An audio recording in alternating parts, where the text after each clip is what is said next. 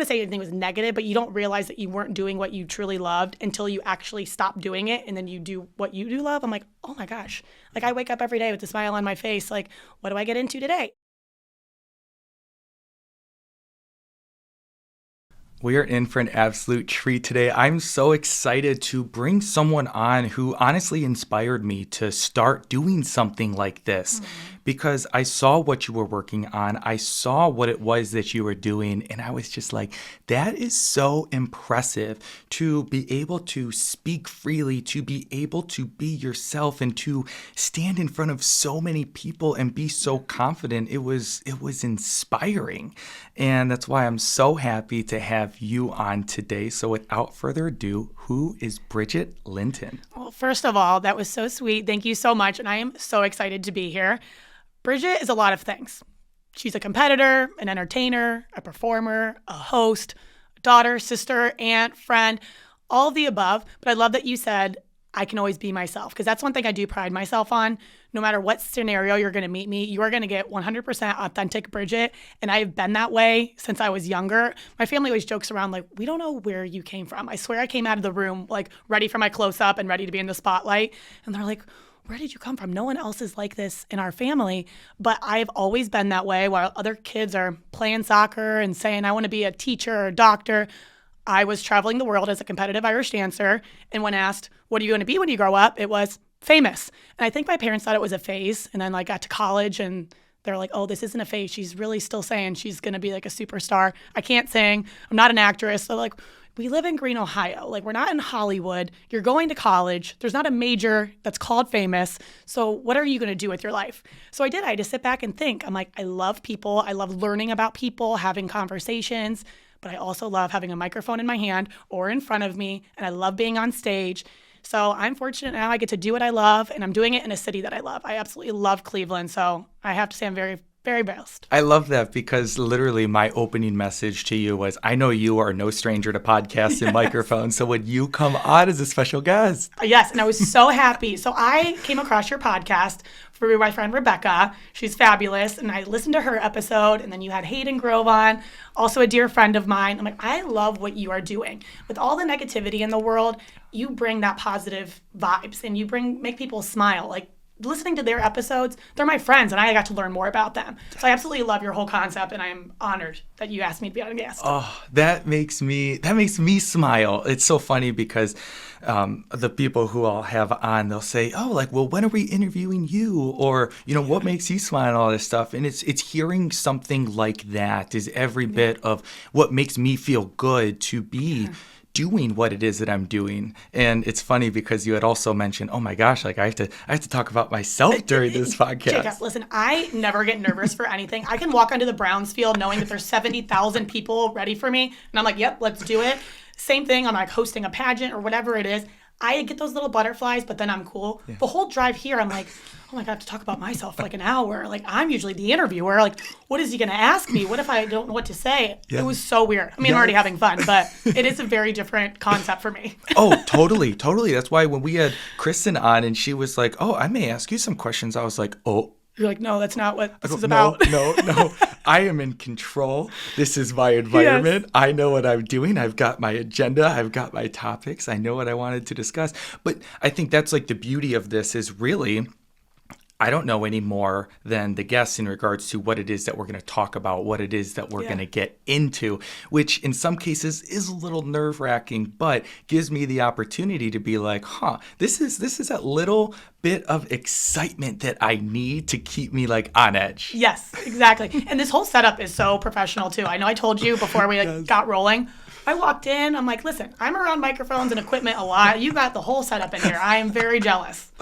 Well, I feel very important sitting here. I appreciate that. And, it's funny because one of the things that I've wanted to implement is the opportunity to have like reoccurring guests. Because, there's only so much that someone's going to be able to get to know about the other person when you're only having an hour-long conversation. So true. And in doing so, I want this to be so much more.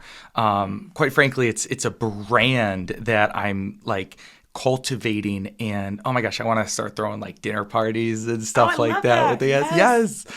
And that's why I'm so fortunate for you to play a role in this because it adds to legitimacy. It adds to the fun. It adds to the excitement. And through everyone talking about this podcast and the experience that they've had and what it is that others are taking from it, it's so great to hear the feedback that I have received because I've put a lot of work and a lot of effort into it. And I think in some which ways, by seeing what it is that you have done through the lens of social media, that's what I find inspiring about you, is that you knew what you've wanted to do since you were young. You've known what it took to get to the points that you needed to be at, and then you're actively doing that right now. So I can't help but ask, when did you really know what it was that you wanted to do, and what was that point of inflection? It was. So like I said, again, I love performing. I learned the value of hard work, dedication at a very young age. So Irish dancing, do you know what that is? Explain it to me. It's like a river dance. If you know Michael Flatley, Lord of the Dance, have ever seen it? No. Jacob, are you kidding me? Okay, well, you need to pay closer attention to my Instagram then, because on St. Patrick's Day, I am posting all the time. It's like my bar trick now. I bust it out at the month of March, watch what I can do. But my family's very Irish, and so I started at a very young age, at 4 years old. And when I love something, I'm all in. And so I loved the sport. Yes, dance is a sport. And was so competitive with it. Starting at age 6, I'm competing in the national competition. And then 8 years old, I'm traveling to Ireland to compete at the world level. And I realized you have to put in the work if you want to be successful in this sport. And so because I loved it so much, I didn't mind the hard work. I didn't mind being at the dance studio for 3 to 4 hours a night. And again, people looked at me like, oh, she's this little kid, and how does she already have this passion and this dedication to something that she loves? And I just carried that with me throughout the rest of my life. So when I was 18 years old, I was Miss Ohio Teen USA. I never knew anything about pageants, but I gave it a go, and it really did help me find myself.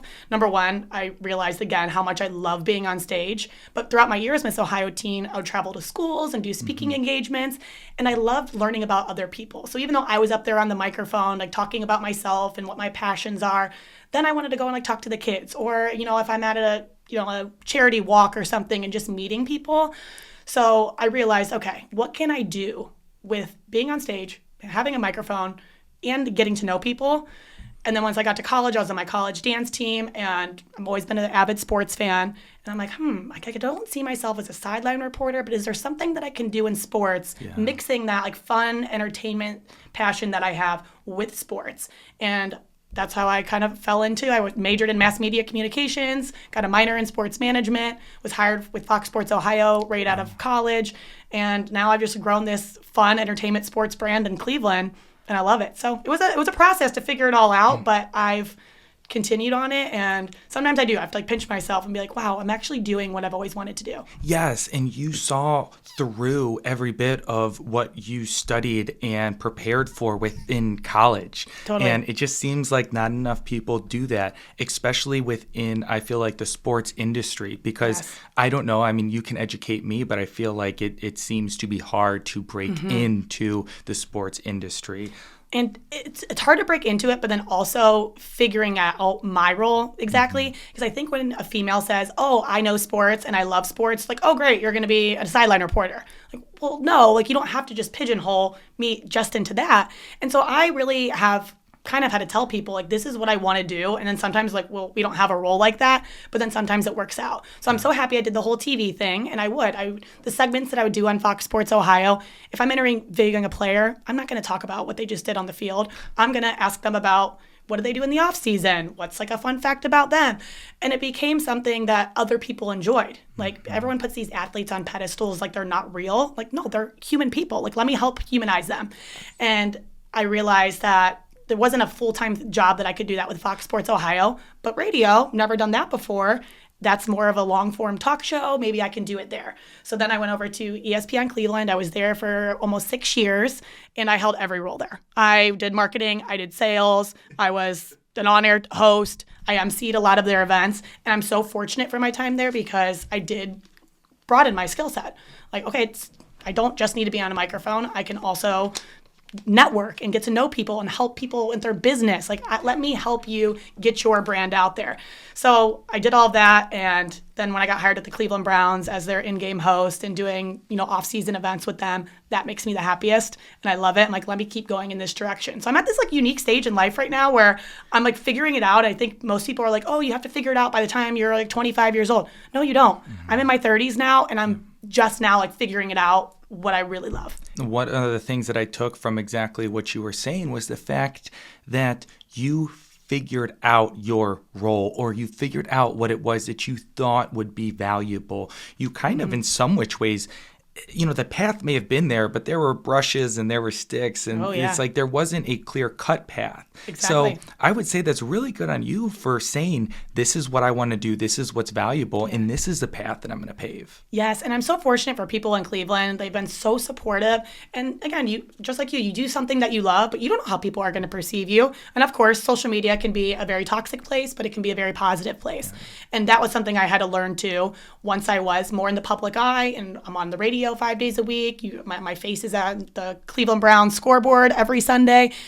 People aren't always going to be nice. And I like to pride myself on being a confident person, but no, they start to get to you. There can be 100 great comments, but you're going to focus on that one negative one. Yeah. And I'm such a people pleaser, and I always want to win people over. So if like someone says something negative about me, even if it's my talent as a host or me as a person, I'm like, oh, I need to get to know them and figure out like why they think this way, which I don't think is probably the best quality to have because I overthink and drive myself insane a lot.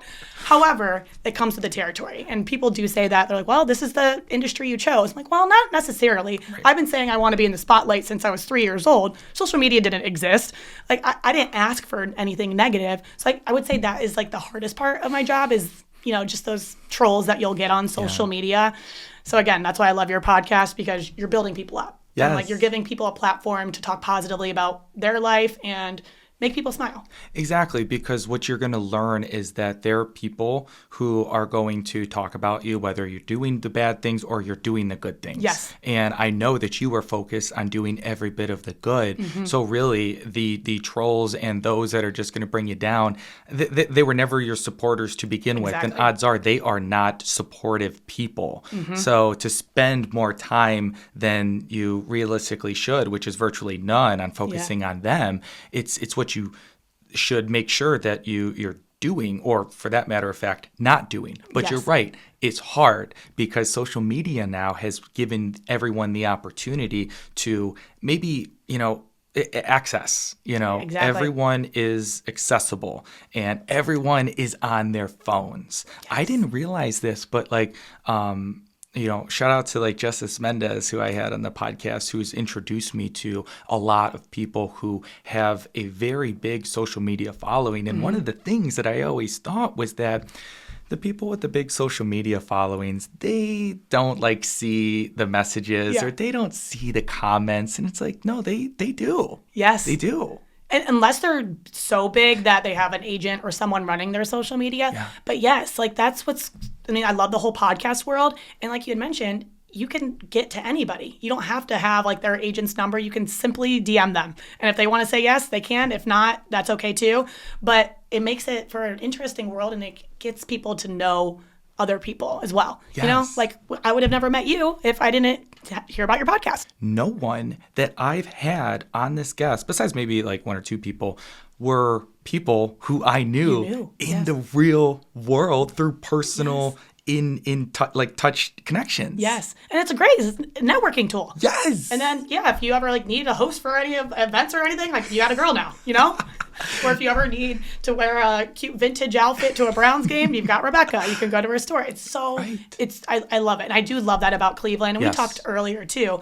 I live downtown. I absolutely love Cleveland. I love living downtown, being able to walk everywhere, all the different restaurants, bars. I can walk to work. Yeah. It's pretty cool. Cleveland Browns Stadium is my office. I can walk there and it's amazing. Yeah. And it's like that, it's a big enough city, but it's still a small hometown feel. Yes. And I just love that. And that's why I love meeting people in Cleveland, because we all kind of have that same mentality where people are kind. Yes. They do want to support you. And that's what I'm so grateful for. If I was doing what I'm doing in LA, there's a million of me out in LA. Yes. But here in Cleveland, people like respect that, oh, she's like the Cleveland Browns girl. Like, I get to see her there. And I love that people feel like the best compliment is when I did a lot of radio, when I meet people and they say, I feel like you're my friend. I feel like I already know you because I listen to you all the time. That is the biggest compliment because, again, I want people to know that's me all the time. I don't put on like a different personality when I'm on the radio or if I'm at a Browns game. Like, nope, that's Bridget. Bridget all the time, 100%. And I feel like that's the Cleveland vibe. And it's funny because that's one of the things that I've written down is like you are comfortable with being you in front of the camera. And it's hard enough in some cases for people to be themselves in front of other people. Yeah. And that is why it's such like a good on you and something that you should feel so proud of that, yes, I'm sure that there are things that you've had to develop over time, but, you know, you have naturally fallen in and worked as hard as you have to put yourself into this position, being as though like you need to be a good person naturally to be able to excel in the way that you have. So like that's something that I'm like super fortunate for you because, you know, it's like there are people who long for opportunities or for things that they think that they want, but they just may not have that natural talent. But like you do. And you know, it's so crazy. I never looked at myself that way or knew that about myself. When people ask me to host things, mind you, when I was with ESPN Cleveland, I was very busy. I held many different roles. And then outside people would be like, hey, I have an event this weekend. Would you like to do this? And I would just do them for free because I enjoyed doing it. And then finally, as I'm realizing, okay, I like radio. I don't love it. I like doing sales because of the people I got to meet, the network I've built here in Cleveland. But I don't want to be doing that forever. What I do love is when I'm on the microphone and I'm hosting a Miss USA pageant or I'm on the Cleveland Browns field and I'm connecting with the 70,000 fans that are there. I didn't realize I could make that a career. I always just looked at it like, oh, this is like a fun hobby until someone told me, they're like, Bridget, you have a skill set that not many people have. Not many people have the confidence to go out and talk in front of this many people. Not a lot of people like to be on camera. Like instead of looking at it as a fun hobby, you need to look at it as I have a skill and I can make it a career. And I'm in my 30s. I'm just now realizing this. Like, oh, cool. I've never been happier now. Yes. So yeah, it's so much fun. So tell us more about what you do for work specifically now. Yeah, so I'm all over the place. Like I'm on the microphone all the time and I love it. So like Cleveland Browns, obviously I'll be very busy here coming up. Next weekend's the enshrinement week, so I'll be working there. Obviously when the Brown season starts every Sunday, I'm locked in at the Cleveland Browns Stadium. But aside from that, I also work for the Miss Universe organization. So I Emcee many of the state pageants, which is so fun going from I'm on a football field in a big Browns jacket on a freezing cold day and, you know, giving my keys to the game and then to flip it around and like go in there and have a hair and makeup team getting me all glammed up. I put on a fancy dress and heels and walk out on stage. Like, it's a fun, different balance of life, which again, it keeps everything exciting. I'm not doing the same thing every single day. And then now I'm a spokesperson for a lot of great brands. Some of them are national, some of them are local to Cleveland. And again, I'm always thankful for my time in sales because when I had let the relationships that I built know, like, hey, by the way, I'm not going to be your go-to person at ESPN anymore. I'm going to move on and do the things that I love, AKA hosting. And, you know, I really didn't know. I'm like, am I going to go back into TV? Am I going to just host? Yeah. And it's been so much fun, Jacob. Every single person I've told, they're like, great, can we use you in our commercials? Awesome, can you host our event that we have coming up? I'm like, wait, what? Like, not one person was shocked. They were like, we've been wondering when you were going to go on that path, and now you can still help us just in a different way. So every day is different for work, and I love it. Like today, I'm coming on a podcast. Yes. The rest of the week, I will be in Canton, Ohio at the Pro Football Hall of Fame. I'll be doing social media for them, hosting some of their events, doing a fireside Q&A with Joe Thomas. Like, you just never know what it's going to be. So it's a great balance of entertainment and sports. Yeah. Now, how did you wind up getting linked up with the Browns and having that opportunity? They're working in sports. So, I mean, obviously I've been started right out of college, was doing TV with Fox Sports. Well, now it's Bally Sports, but it was Fox Sports when I was there. I was the Cleveland Indians, again, when they were the Indians, in-game host for 2 seasons. And then when I came over to ESPN Cleveland, then I'm doing sales and I'm also an on-air talent.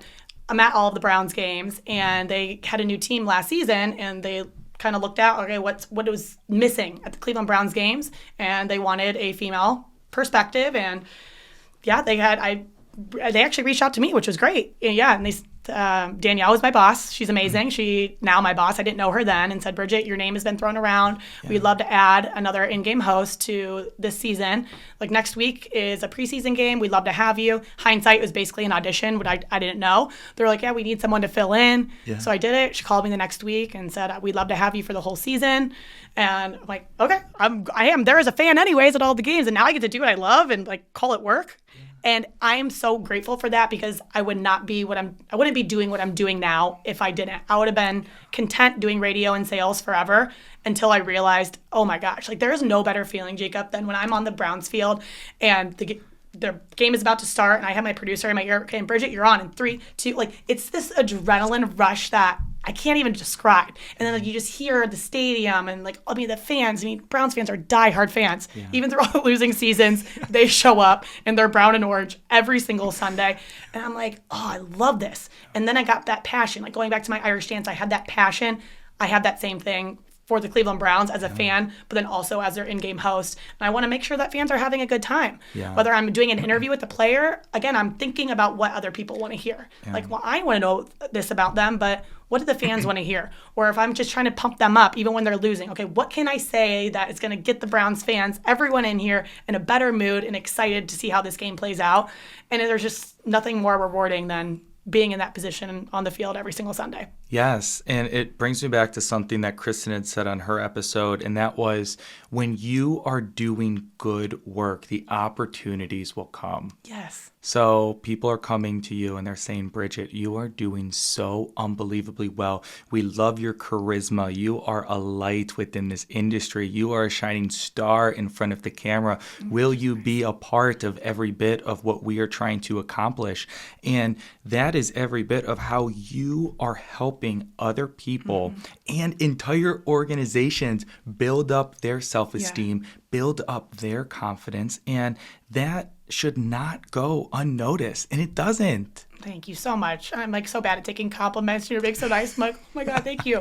No, it really does. It means so much. And when brands do, they trust me. I'm like, you want me to be like your face of your brand? Like you trust me to be the one. And that's what I've learned. People are like, yes, we love the energy. Yes. And I will never do anything if I don't believe in the brand. So if someone reaches out, I can't even think of an example. Like, listen, I'm not a big beer drinker. So if a beer, I'm like, unfortunately, I don't think I would be the best representation for your brand. I wouldn't be authentic in my message. I only work with people, number one, that I respect and that I also believe in, because I know myself. I don't know how to be anybody but Bridget. So if I'm not being genuine in my message, I'm not going to help their brand at all. So I only will go with people that, the Browns is like the perfect example. I'm a diehard Browns fan. I'm like, Bridget and Browns, like that's just perfect little relationship right there. Yes. And something that you mentioned is, the people that you meet as well. And it's, you never know when they're going to come back around. I just remembered with the Browns, I remember asking Danielle. I'm like, Danielle, you're brand new here. You're not even from Cleveland. How did you get my name? And she said, I heard your name from one of my coworkers. And she said the name. And I'm like, I'm like, well, how does he know me? It's like, he said that you were so kind. You hosted an event when you were at Fox Sports back in 2017 at this Browns backers place. I don't even remember where it was. I honestly couldn't remember what the event was. Yeah. He said that you were so great with the fans. You interacted. You were great with the player interviews. You're obviously a Browns fan. So he gave me your name. I'm like, isn't it amazing? An impact that I made on someone in 2017 at a random Browns backers event that I barely remember is a reason why I am now the Cleveland Browns in-game host. Yes. Isn't that wild? It's crazy. And my mom instilled that in me when I was young. Every day before I'd go to bed, this is when I'm like growing up in grade school. She'd go, were you nice to everybody today? I'm like, yes, Mom. She's like, okay, you always treat everyone how you want to be treated, because you never know. You never want to burn a bridge, and you never know when those people are going to come back in your life.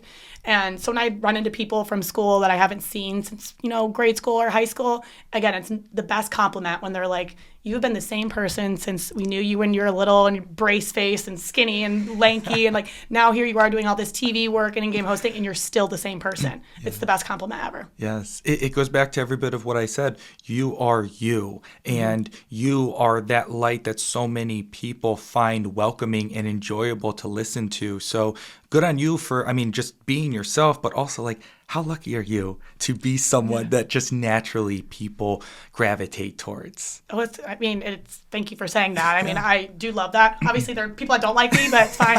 I'll win you over, guys, one day.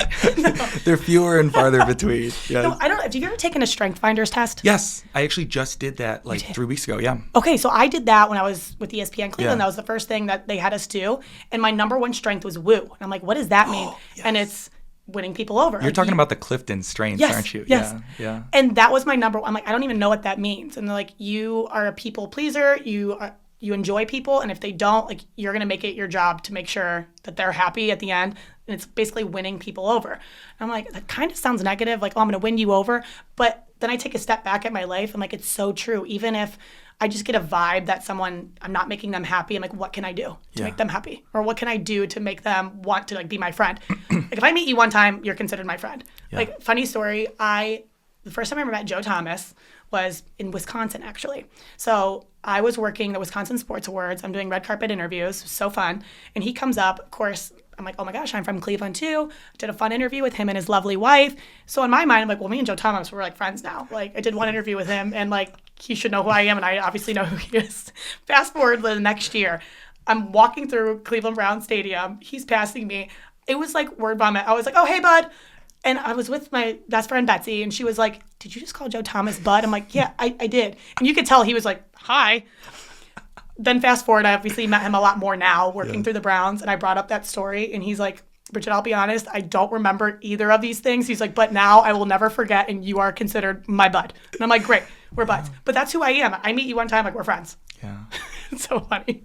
That's awesome. And it's something that not enough people can say that they're lucky enough to experience. And it's because of that you've been given opportunities to MC events in ways that so many people have got to say, how the heck did that even happen? Or how did that transpire? Or just curiosity. People want to know. And I think that can be thought of as something that most recently happened is there was that golf tournament that was down in Akron. Yes. That's awesome that you were able to do that. So much fun. And that's what, when I was, parting ways for my radio sales life and knowing that, okay, I don't know if a live event MC can be a full-time job, but maybe I can go back to doing some TV work. Let me reach out to the local stations.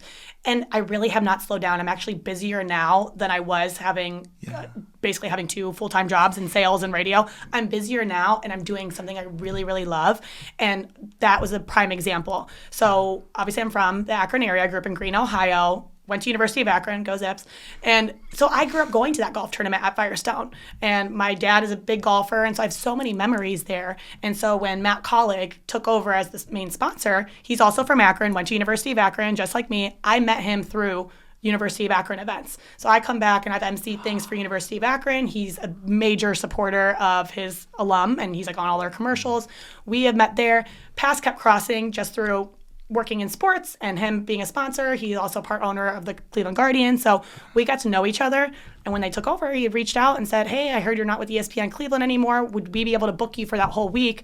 We'd love to use your talents as our MC for the main stage, but also do some interviews and whatever we can use you for on social media. And I'm like, again, that was one of those things you take a step back. I loved it. It made so much sense with my brand and being from Akron and growing up there and doing it.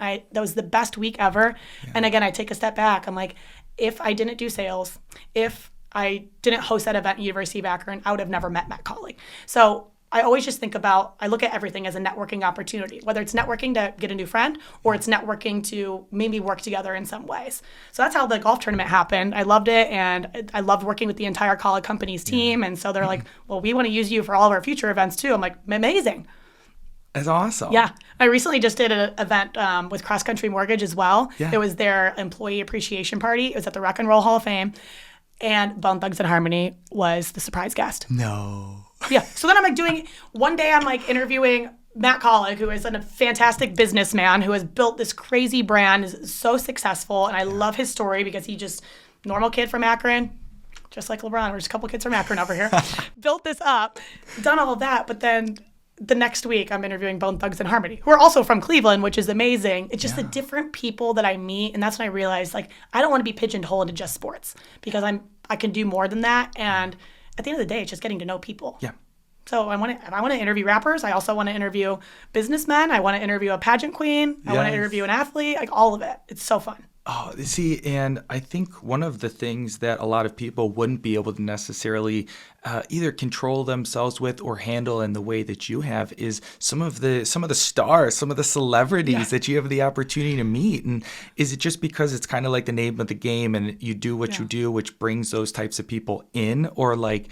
How do you keep your excitement at a level that is like, I don't know, I guess for lack of a better words, appropriate for the event that you're at and seeing the people that you do?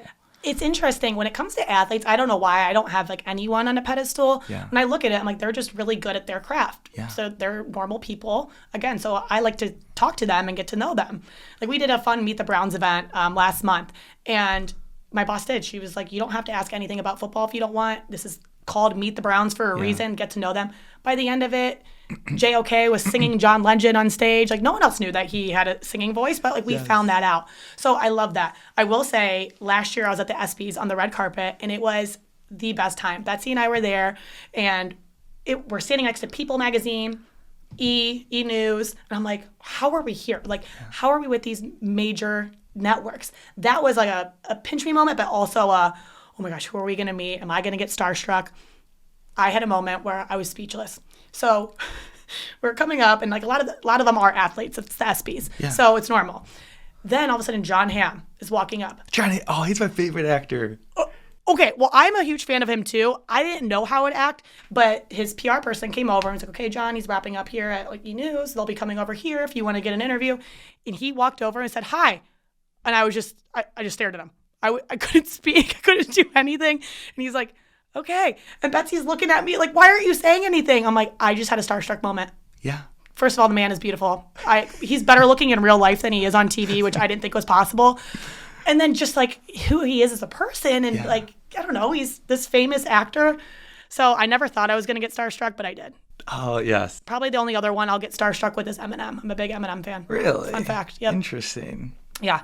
So if I feel like I met him, I don't know what I would do. I'd either like start rapping and be weird or or I'll just be like, oh my God, it's you. I'm trying to think if there's anyone else. Maybe Justin Timberlake. Okay. Yeah. Classic. So when you I haven't met those people, so I probably would. Yeah. The athletes, I don't know why. Yeah.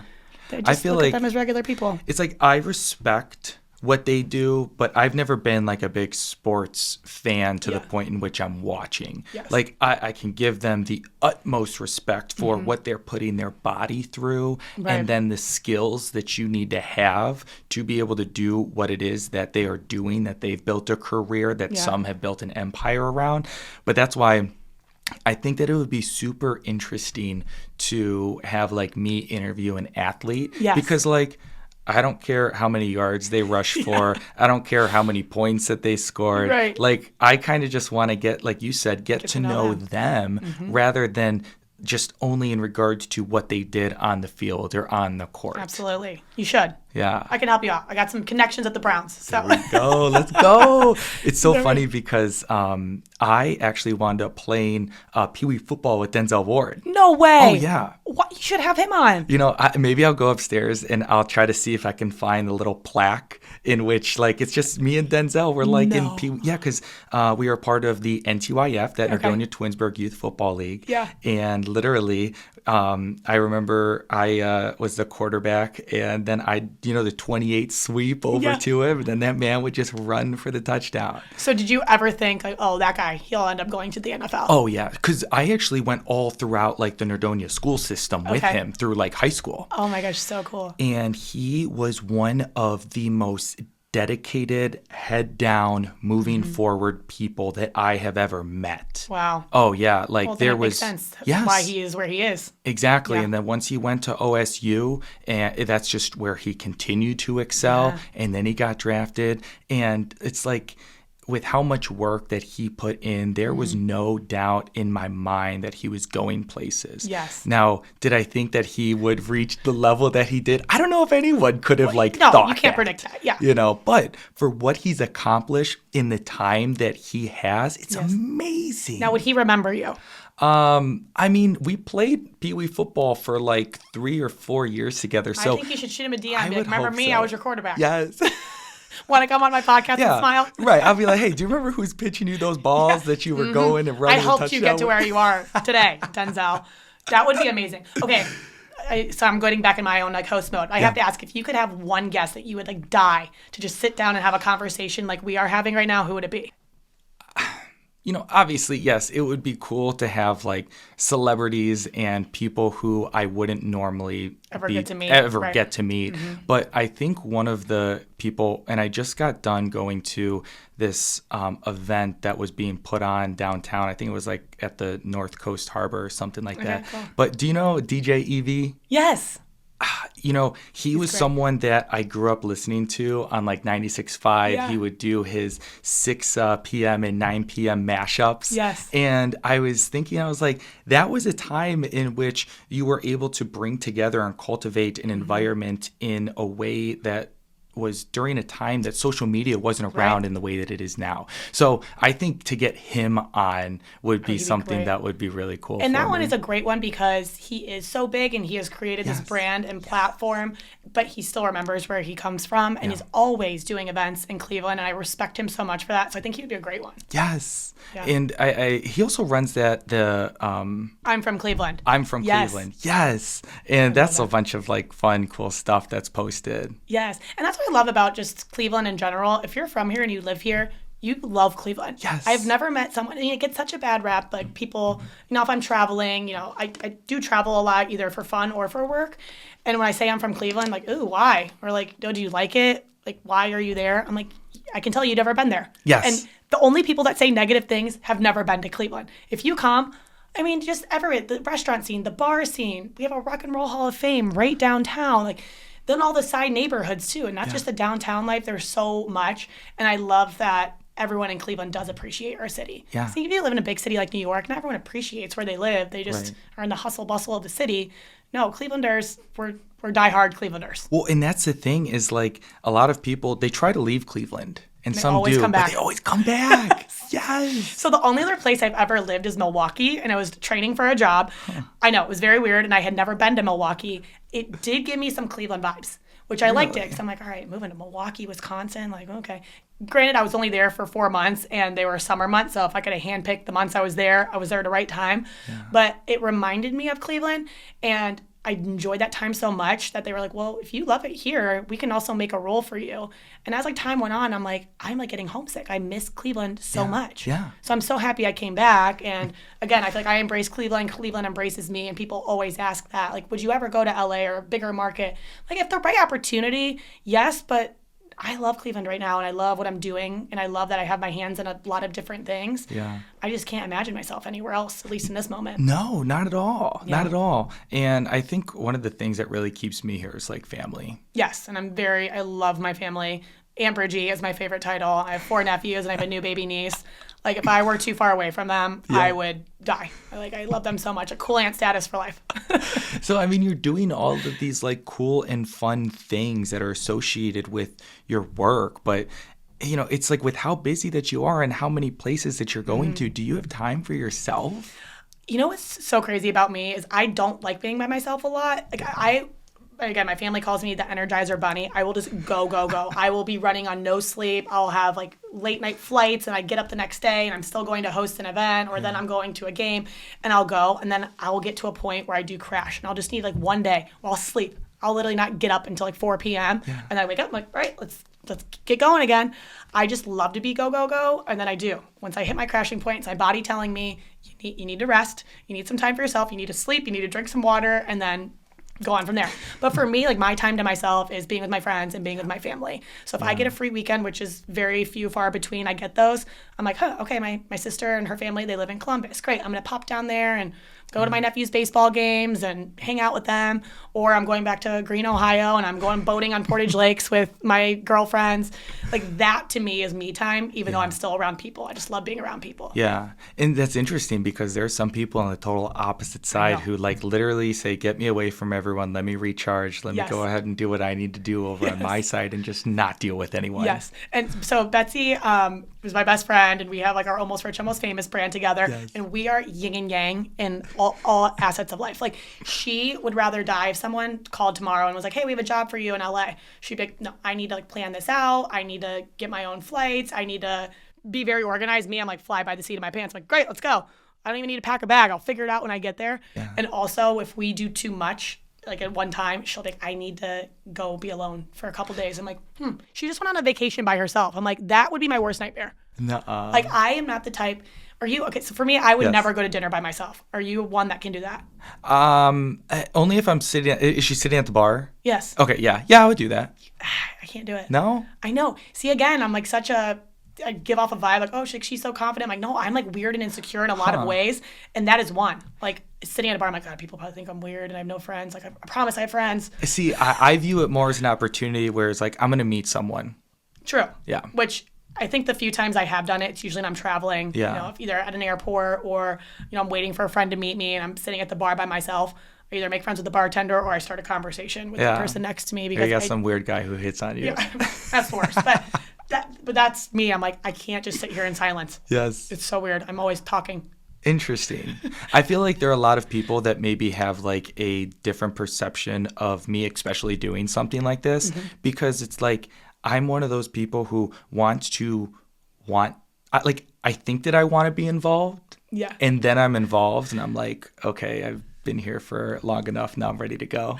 I was gonna say, so do you like to go out? Do you go out downtown at all? Or are you Yes. more of like, okay, I'm gonna be a homebody. I'd rather stay in and watch a movie? See, I will never say no to plans. Okay. But planning them myself, Same. that's kind of where I'm like, well, unless it's something I absolutely want to do, I won't. Yes. Yeah. And I'm learning that. This is another thing that I've been trying to work on myself. I'm such a yes person that sometimes it's to a fault. I'll just say yes to everything. And then I hit that breaking point where I'm exhausted and I have not had any time to even catch up on sleep, have a healthy diet, any of that. Yeah. And so I'm getting better at just being direct with people. Yeah. And like, I can just say no. That's a full sentence. I don't have to say, well, I can't because this, and this. I can simply just say no. Yeah. If they say why, I can say because I don't want to. Yes. But I'm really bad at it, but I'm working on it. Yeah.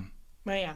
Yeah, it's because tough. you come up to a point in which you either begin to respect your time more, Yes. or you come to understand what your time is worth and Yes. what is and is not worth your time. And I don't want that to come off across like, you know, if you say no to plans, it's not worth your time, but you start to weigh in some of the positives and some of the negatives, and then you start to figure it out. And even I told you what I used to just MC things more of as a hobby. And now I'm realizing like, oh, it's a skill that people need for their brands or for their events or whatever it is. And now I have to get a little picky and choosy of which ones. If they say like, hey, this is our budget. And again, I don't want to make it about money, but I'm like, I'm giving up a full Saturday night to host your event. Yes. That's time I could be with my nephews. That's time I could be with my friends. That could be with my parents. And if that's what I can say no to that. Yeah. Like, I would love to like help you, but my time is my time. Yeah. And my time suits me better to be with my family than do this. Yes. You know, so I'm like, it's tough and I always want to help everybody. But again, it's a job and it's your time. And like, you can't say yes to everything because I wouldn't have a life. Right. Yeah. Yeah, because what you start to think is that people may say, oh, well, you know, she does this or he does this, so they'll definitely do this. Yes. And then, you know, what we need to do is we need to protect our time by thinking to ourselves, just because we can doesn't mean that we necessarily should. Or have to. Yes. Or have to. Yeah, it's been a big learning experience for me just as I'm like transitioning into making this my life and my career. I'm like, you can't just say yes to everybody anymore, Bridge. Like you have to, and I'm always worrying about what people think. But also, if I did say yes to everything, I think like my brand loses its quality. If like they're like, oh, she'll do it for free or she'll do any event, whatever it is, it's kind of like now I've built it up to be, oh, that's what she does. And that's like her professional life. So we're going to have to pay. We're going to have to do this. And like, so now I feel like it's helped me. Yes. But it was a long time. Oh, yeah. Learning that. Because you get to a point in which you're kind of like, oh, gosh, well, I love the opportunity, but is the opportunity... Does it make sense for me? Does it make sense? Yes. I think navigating the waters of the unknown is something that I find fascinating because a lot of the people who I've had on, there's not necessarily a playbook for success. Right. And it was one of the Clifton strengths that I saw and read about, in which it was like, you are going to be the one to determine what that path is, and you're Right. going to take it. Yes. But that's not without doing some problem solving, without understanding what it is that you need to do to get to that next point. Yes. Even if that next point means going against the thoughts, the feelings, or advice of someone else. Right. And sometimes if you do have a path and it's like, okay, this is the path you have to go, and if you veer off of it, that's almost more stressful. So Yeah. I've learned that it's almost better not to have a set plan, or like, okay, I have to achieve this goal by this date. Yeah. Because then you feel like a failure if you don't. Like, if you would have told me as I was graduating college, like, hey, you are going to do this TV thing for a bit, but then you're actually going to go to Milwaukee and learn sales. Then you're going to come back to Cleveland and be in like radio sales, but also hosting a radio show. I'd be like, it doesn't sound right. Yeah. You picked this up, you took a risk. Right. You're like, listen, I love to talk to people. I want to get to know them. Why don't I start a Smile Talk podcast? And like, here we are. Like, that was a risk that you took. But now look at this amazing brand that you've built. Yes. Well, and like, seriously, want to take a moment to say, like, thank you so much for playing a part in it, because this is so much it's an fun for honor. me to do. This is so fun. I was so excited when you reached out. It was like, because I was a fan of you. I was a fan of your work. I loved your episodes that I listened to. And when I saw that you wanted me to come on, I'm like, oh my gosh, this is amazing. Yes. So I'm still a fan of your work, but now even a bigger fan after getting to know you. You're amazing. Thank you. Well, I'll be able to put together all of the cool clips to be able to idolize and really acknowledge everything that you do. But I had this one question. Yeah, of course. You are in front of the camera. Are you doing any of the editing and stuff behind the camera, or how does all of that work for you? So it's something I wish I would have taken more seriously in college. I think I was so focused on getting a demo reel together to go into TV work that, I kind of learned editing, but I was more focused on let me get what I actually want to do. But so now, like later in life, I am learning it. So anything, and now social media is so great when there's like TikToks and Reels, it's easier to edit together. I've been doing it on my phone and learning the editing process, but nowhere near a professional by any means. Everything I did with ESPN Cleveland and the podcast, Almost Rich, Almost Famous, we were very fortunate to have an amazing editor, shout out Rob Lorenzo, for editing all of that together. But now that I'm kind of paving my own way and I'm my own boss, and if I want to post my work that I'm doing, whether I'm hosting an event or I'm interviewing someone, I'm like, I'm not at the level yet where I need to hire an assistant or an editor. Like, Bridge, you figure it out. Be your own boss. So it's kind of a new fun challenge for me. So I'm new to it, but I'm figuring it out. I want to take a moment to Rob Lorenzo. Yes. Yeah, so he does all the social work for ESPN Cleveland. Oh, really? So, I was super inspired by some of the stuff that he had been putting out. So I followed him, and followed me back, and I was just like, dude, seems like you have some pretty cool stuff going on. Looking forward to keeping up with it. Yeah, no. Oh my gosh. And then he's so like, fun. likewise, keep killing it and going after everything you deserve. Love the content and the positivity.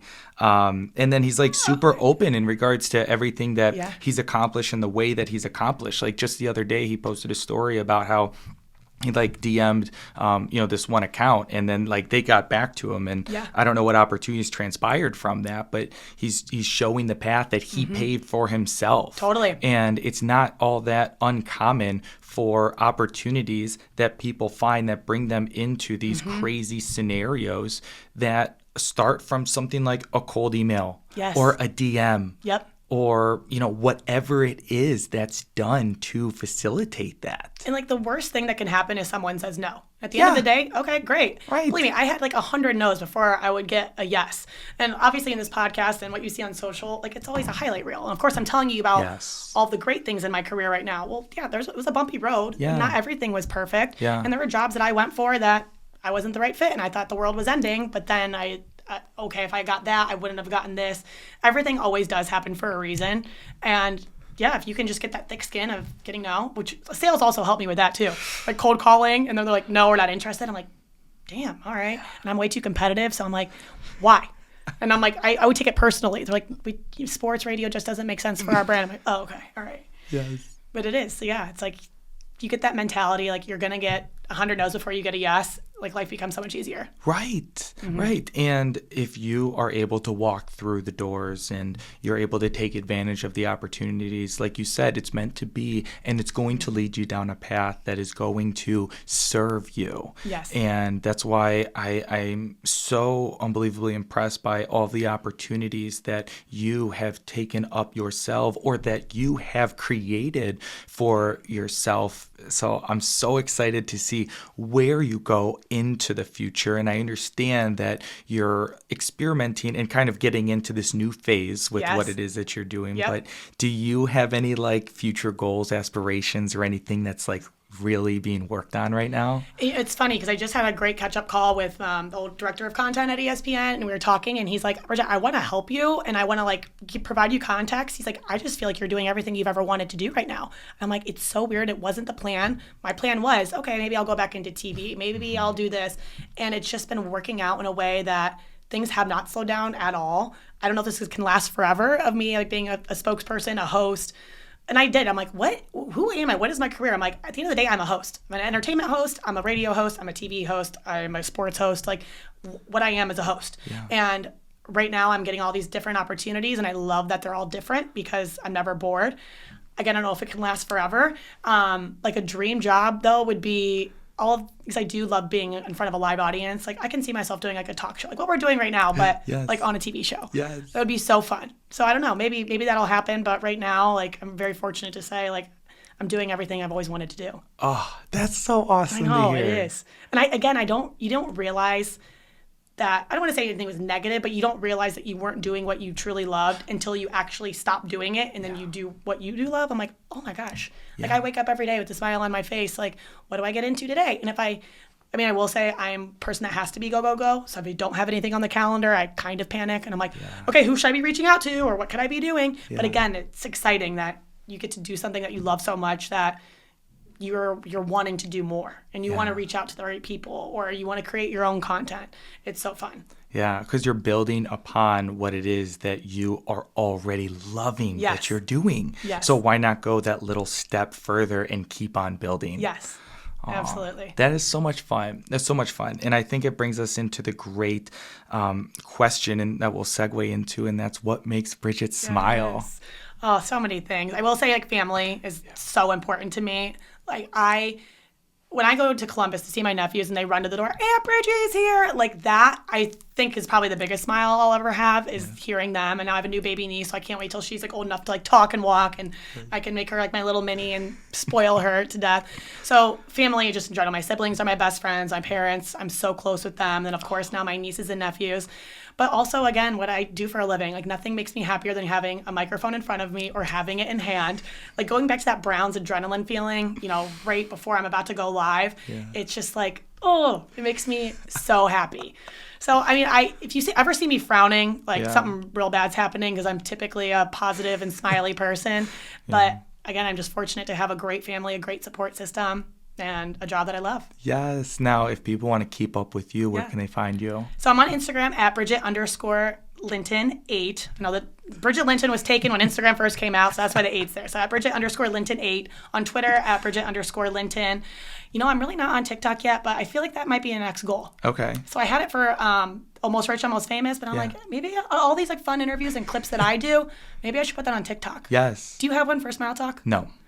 I know. Maybe we'll have to talk about this. I think we both need it. It's crazy because the world of social media, in terms of what's available to you, it's all out there. Yeah. But it's just a matter of like, okay, well, I'm already posting on Instagram. I'm already posting on YouTube. It's like you don't think that it's a lot to just throw in another platform, but it is because that's another upload. Totally. It's another caption. Yes. It's potentially other tags. It's another audio that you need to attach. It's just like, it's overwhelming. Gosh, yes. It is. So I'm probably most active on Instagram and Twitter. Yeah.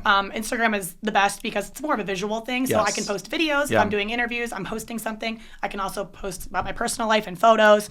You can put up a story, it expires Yeah. after 24 hours. Yes. Or if I have a quick thought, I can post it on Twitter. So that's the best way to keep Yeah. up with me. So again, at Bridget_Linton8 and at Bridget_Linton. Yes. I'll tell you what, I like Instagram the most. Me too. It's funny because at first I was like, oh, like I want a lot of YouTube subscribers. And then I come to realize that all of my YouTube subscribers, or a majority of them, ultimately come from the shorts that are being posted. Yes. And who are these people? Yeah.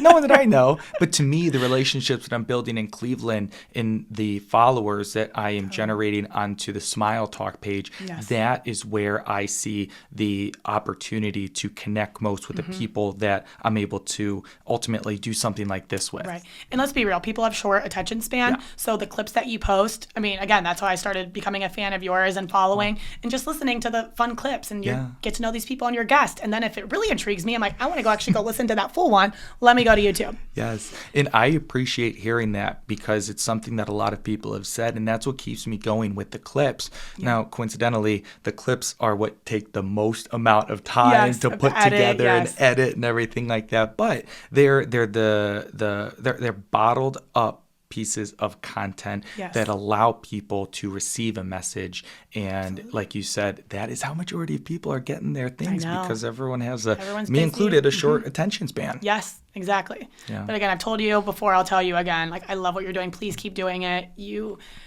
do make people smile. You ask me what smile, and just like looking at you and talking to you, it makes me smile. And all of your episodes and guests that you bring people on for, like I've enjoyed every single thing. And again, there's so much negativity. You can't even get on social media or turn on the news without seeing something bad happening. So we need more people like you that highlight the positives. Well, thank you so much for popping on today. Oh, of course. Thank you for having me.